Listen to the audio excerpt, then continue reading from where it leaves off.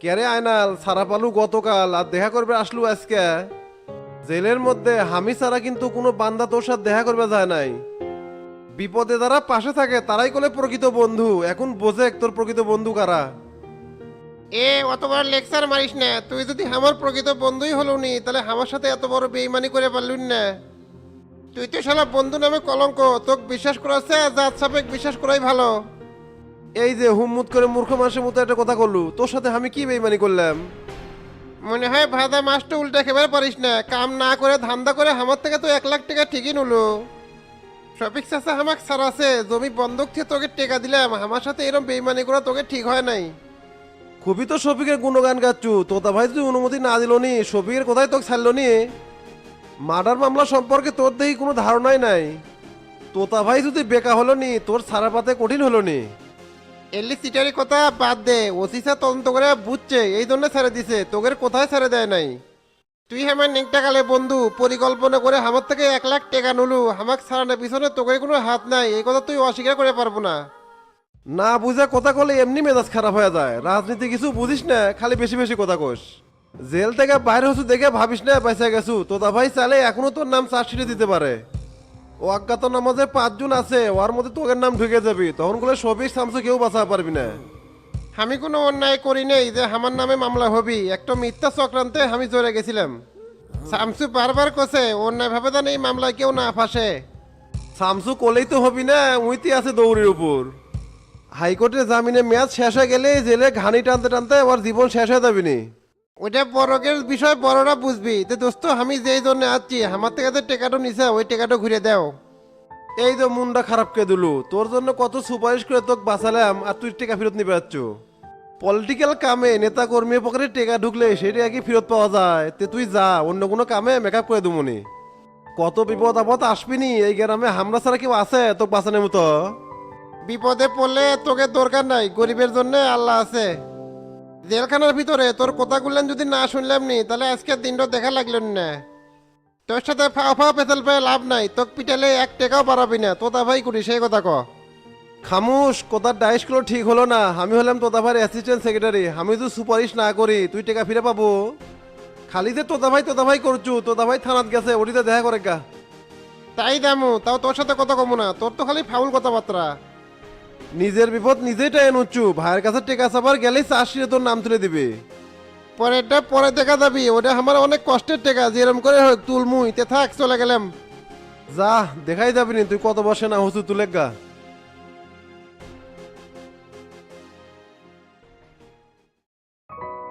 কিরে তোর নাম কি?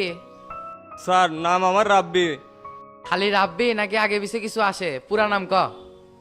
মোহাম্মদ কামরুল হোসেন রাব্বি, পিতা আজহার মন্ডল, মাতা শিউলি বেগম। তোর বাড়ি গুটি ঠিকানা ক। শাহজাহানপুর থানা, আমরুল ইউনিয়ন, আর গ্রামের নাম শৌলদুগরি। তোর বয়স কত? বয়স স্যার 25 বছর। তে বিয়া করছো? না স্যার, বিয়ে করিনি। তার আগে এলে ভক্কর চক্করের মধ্যে পড়ে গেছি স্যার। জেল খেটে গেলে মনে হয় না কোনোদিন আর বিয়ে করবে পারমু। সারা জীবন আয় বুড়া হয়ে থাকা লাগবে। একজন অভিভাবকের নাম ক আর মোবাইল নাম্বার দে। স্যার তাহলে আমার বড় ভাইয়ের নামই লেখেন, মোহাম্মদ আলমগীর হোসেন, আর মোবাইল নম্বর 01786712238। কি মামলা তাচ্ছ? আচ্ছি মার্ডার মামলা, কিন্তু আমাকে মিথ্যা মামলাত ফাঁসাছে স্যার। আমি কোনো অন্যায় করিনি। আমি যে দোকানে থাকিছিলাম সেই দোকানদার শালার বেটা আমাকে কেসগির মধ্যে ফেলাছে। আমি নির্দোষ স্যার। এই দুনিয়াটা বড়ই নিষ্ঠুর, ন্যায় অন্যায় কিছুই দেখে না। এগুলা কথা এটি কয়ে লাভ নাই। কত সালে মার্ডার মামলাটা হচ্ছে সেটা ক। নতুন মামলা স্যার, মামলার বয়স মাস 2 হবে। এই মামলার তো অনেক নিউজ হয়েছে স্যার। ওই যে নদীর পাড়ে মারামারি হয়েছে আর মেডিকেলে আসা 8 দিন পর মরে গেল। শাহজাহানপুর গাবতলী এমপি আছে না, কোপা শামসু, ওই তো এই মামলার 1 নম্বর আসামি। এ মামলার ভেতরে কয়জন আছে আর বাইরে কয়জন আছে? আমাকেই প্রথম ধরছে আর সব আসামি বাইরেই আছে। এজারভুক্ত আসামি 4 জন, আর চার্জশিট এখনো দেয়নি। এনা ঘুরতো দেখি গলা হাতে কোনো দাগ টাগ আছে নাকি? স্যার ডান হাতে খালি একটা কাটার দাগ আছে। কাছে কি কোনো টাকা পয়সা আছে? 100 টাকা আছে। তে এত কিছু লিখে নিচ্ছেন কে? দরকার না থাকলে এমনি নিচ্ছি বে, ছেড়ে দেওয়ার সময় আবার মিল করে ছেড়ে দিমু। তুই এখন টাকাটা জমা দিয়ে ওই সাইডে যায় চেয়ার হয়ে বস। হাই রে নিয়ম কানুন রে, জীবনে যা দেখিনি এই জেলেতে সে তা দেখা লাগিচ্ছে। আচ্ছা স্যার। এরপর কে আছে তাড়াতাড়ি আয়।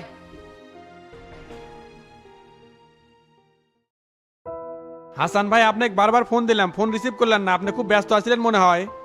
এসপি স্যার ভিজিটে আসছিল তো সেই জন্য ব্যস্ত ছিলাম, তো কি জন্য আসছেন কন? আসছিলাম ভাই চার্জশিটের খোঁজ খবর নিবেন, তা চার্জশিট কবে দিবেন নি?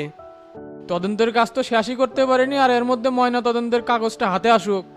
পলিটিক্যাল মামলা তো খুব একটা দেরি হবে না, যত তাড়াতাড়ি সম্ভব চার্জশিটটা ছাইরা দেবো। এই খুনের পিছনে আরো কিন্তু লোকজন জড়িত আছে, তাদের নাম কোনোভাবেই মিস করা যাবে না। অজ্ঞাত নাম যে 5টা আছে সেই 5টার লিস্ট আপনাকে দিমুনি। মিসাই তো আর এমনি একজনের নাম ঢুকান যাবি না, তদন্ত করে ঢুকান লাগবি, না হলে উপর মহলে জবাবদিহি করা লাগবে। একটা নাম আছে শালার বেটা প্রত্যক্ষ পরোক্ষভাবে জড়িত, কিন্তু আমরা তার নামটা মিস করে গেছি। ওই যে শফিক সাদার সাথে থাকে না আফজাল মাস্টার, ওই কিন্তু এই খুনের সাথে জড়িত। তাই কই কি 5 নাম্বারে যায় আফজাল মাস্টারের নামটা ঢুকে দিবেন। কন কি আপনি? ওই লোক তো মাস্টার মানুষ, আমি ওকে ভালোভাবেই চিনি। ওই লোক তো এর মধ্যে থাকার কথা না। বংশ পরম্পরায় রাজনীতি করে, কিন্তু ওদের মধ্যে তো কোনো ক্লেম নাই, লোক সলিড। আমার মনে হয় আপনার কোথাও একটা ভুল হচ্ছে, আপনি বিষয়টা ভাইবে চিন্তা দেখেন। হাই রে ভাই, কি করে আপনাকে বুঝাই, ওই শালারা খালি ভালোর ভ্যাস ধরে থাকে। আজ তো একটা ক্রিমিনাল, কাল সাবেক বিশ্বাস করা যাবে, কিন্তু ওগেরে বিশ্বাস করা যাবে না। এই মার্ডারের পেছনে শামসু আর আফজাল মাস্টারই হচ্ছে মূল হোতা।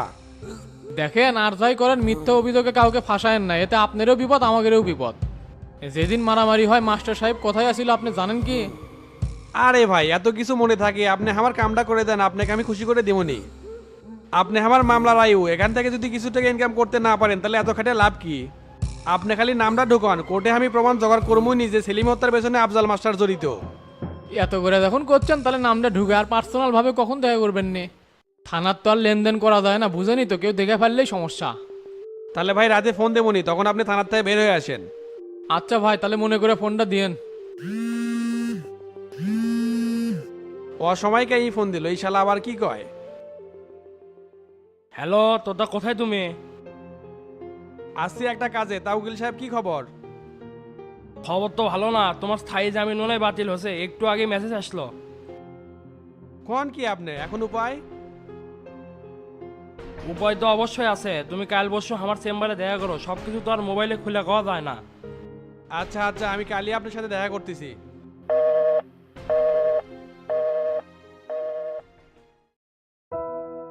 তে ভাই কোনটা নিবেন? না না, এগুলা গেঞ্জির মডেল আমার ভালো লাগিচ্ছে না, অন্য কোনো মডেল আছে নাকি? যা আছে সবই তো দেখালাম, আপনার নিয়ত কি সেই বালকন। এ ভাই কথাবার্তা ঠিক করে কন, কাপড় তো কেনার জন্যই যাচ্ছি, পছন্দ যদি না হয় আপনি কি জোর করে দিবেন? এই মিয়া, তাহলে আপনি 1 ঘন্টা ধরে আমাকে খাটালেন কৃষক, সব করারই তো দাম শুনলেন, একটারও তো দাম করলেন না। দেখি দাম কন। কুত থেকে জেলা গ্রামের মফিস চলবল আসে, কিছুই বোঝে না। এ কথাবার্তা সাবধানে কন মিয়া, আমার এলাকার থাকলে চোখ তুলে এরকম করে কথা কর কেউ সাহস পায় না। আমি চাইলে আপনার পুরো শোরুমই কিনে নেওয়া পারবো, আর আপনি খালি একটা গেঞ্জির কথা করছেন মিয়া। রুচি না হলে সেই মাল আমি কিনি না, আপনার দোকানে একটা মালও আমার উচিত লাগেনি। এই বেটা এলা ফর্মবাটের কথা বাদ দিয়ে একটা গেঞ্জি কিনে বাড়ি চলে যা। এ তুই আমার ব্যাকগ্রাউন্ড সম্পর্কে জানিস না, আমি হলাম পোজ মাস্টার গোল্লা, বগুড়াতে এক নামে সবাই চেনে। বগুড়াতে একটা মার্ডার করে ঢাকা তাচ্ছি, আর তুই আমার সামনে চোখ গরম করে কথা কস, বেশি রাগ উঠলে কিন্তু তোকে এটি খাড়ার উপর খেয়ে ফেলাম উবে। এ তুই বাড়া, তুই বাড়া, তোকে আজকে এটি খাড়ার উপর স্টেপ করে হেলে দেবো, তুই খালি একবার বাড়া। বাড়ালে কি করবো, বাড়াচ্ছি আমি, দাঁড়া।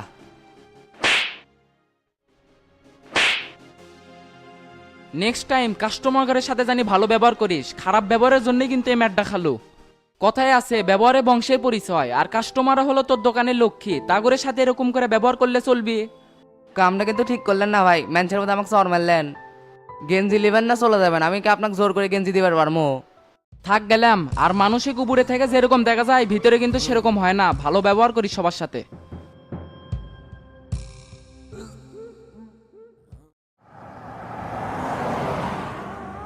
কি ব্যাপার ভাই, থানার থেকে আসার পর দেখেছি আপনার মনটা খারাপ, তে কোনো সমস্যা হচ্ছে নাকি?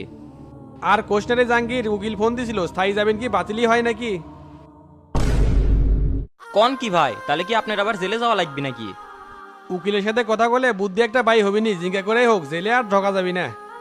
আসছিলাম রিল্যাক্স মোডে, হঠাৎ করে দুঃসংবাদ আসে, মাথা মতো তো সব ঘুরে দিল। আমি যদি জেলে যাই তোরা এলা সাইড দেখে পারবো না। গোড়ায় যদি না থাকে তাহলে ডালপালা তো এমনি ভেঙে পড়বি, আপনি আসছিলেন আমাদের শক্তি।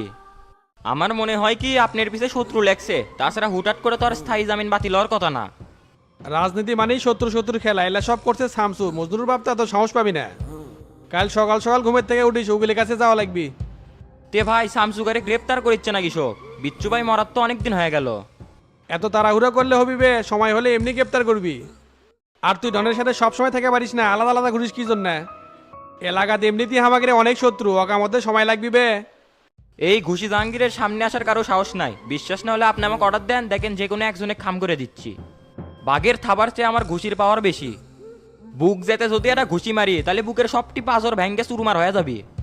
একটা কাম করিস, চার মাথার মোড়ে যে আয়নালের দোকান আছে না, ওই যদি টেকা না কোনো পেশাল পারে পেটা পেট ঘুষাবো। তারপরে কি হয় না হয় বাকিটা আমি দেখবো নি। অর্ডার যেহেতু দিছেন তাহলে আইনালের মেয়ার খাওয়া বাধ্যতামূলক হয়ে গেল। আজকে বিকালের মধ্যে খবর পেয়ে যাবেন যে আইনাল মেয়ার খেয়েছে।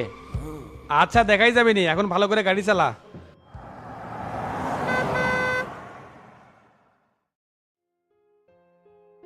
শোনো মাস্টার, কেন্দ্রে তো সবই করলাম, কিন্তু প্রমাণ সহ লিখিত চাচ্ছে।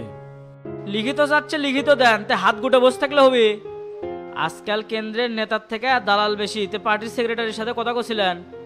তাকে একবার ফোন দিছিলাম, ফোন ধুল না। কোনো মিটিং টিটিংয়ে আছে নাকি? পরে প্রচার সম্পাদক আলিম ভাইয়ের সাথে কথা আছে, তাক ঘটনাটা খুলে করলাম, উনি করছে একটা লিখিত অভিযোগ দাও। এরকম সিটার বাটপার লোক দলের সেক্রেটারি হয় কেমনে মাথায় আসে না। তো তাক চারিদিক থেকে সিকিত তোলা লাগবে, তাহলে বুঝতে পারবি মাসে কয়দিন যায়। উনি ঘুঘু দেখছে, ঘুঘুর ফাঁদ দেখেনি। গত রাত থেকে তো তাক ফোন দিচ্ছি, ফোন তো রিসিভ করতেছে না। আয়নালের টেকা ইনকে করে মেরে দিবি, এটা তো মেনে লওয়া দিবি না। আজকাল দেখেছি থানার দালালি করা শুরু করছে, গরিব মানুষের থেকে 1 লাখ টাকা মেরে লিছে। দলের ভাবমূর্তি একবারে নষ্ট করে ফেলে দিল। এরকম লোক যদি গুরুত্বপূর্ণ পোস্টে থাকে তাহলে কি হয়? এরা দলে যাচ্ছে টাকা কামানোর জন্য, যখন দলের বিপদ আসবি তখন এরা সিটে দৌড় মারবি। আপনি এখনই তো তাকে ফোন দেন, দিয়ে ওর সাথে দেখা করেন। আপনি কথা বলে আয়নালের টাকা আমি দিয়ে দিবি। ওই স্যাংরা জমি এগ্রিমেন্ট রেখে অক টাকা দিছিল, ওই টাকা যদি এখন আমরা না তুলে দিবার পাই তাহলে আমরা কি রাজনীতি করিচ্ছি? ঠিক আছে, ফোন দিচ্ছি, দাঁড়াও।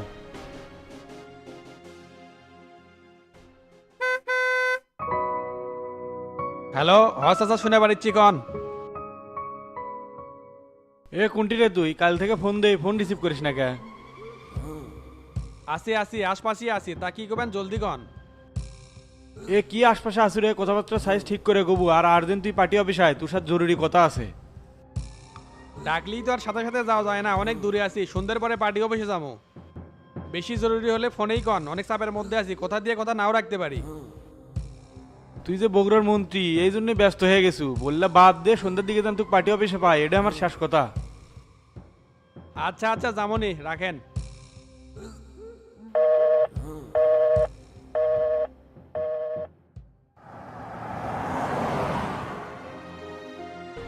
হঠাৎ করে আবার চাচা ফোন দিল কে? আয়নালের টেকার জন্য কি ফোন দিল? চতুর্মুখ থেকে চাপ আসিচ্ছে দেখিচ্ছি।